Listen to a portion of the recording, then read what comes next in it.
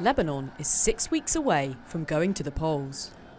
People will finally get to have their say on who sits in the parliament, for the first time since the October 2019 protests, when there were mass calls for radical change. I've never voted before, but this time I will, as I want to elect someone new, so maybe we can change something. Sadly, there are still people who follow the traditional leaders, despite everything that is happening to them.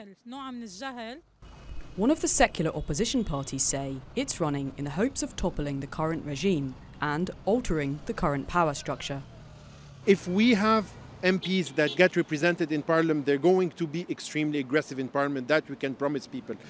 Promising people that we will change through the actions in Parliament only, it will not happen. What we need to have is a certain percentage at the country level in order to say we have an alternative legitimacy to the legitimacy of sectarian parties.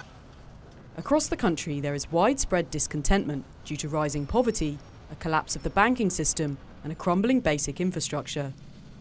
But some say it's impossible for newer parties to break the grip the sectarian establishment has on Lebanon.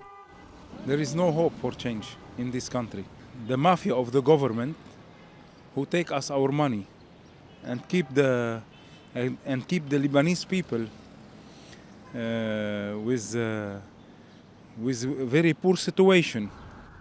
Some key players from Lebanon's political elite aren't standing in this election, including the current Prime Minister, Najib Mikati, and the former Prime Minister and head of the major party, the Future Movement, Saad Hariri.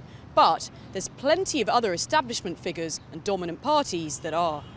Like the Iranian-backed Shia party, Hezbollah, the Amal movement, the Christian party of the president, the Free Patriotic Movement, and the Lebanese forces. I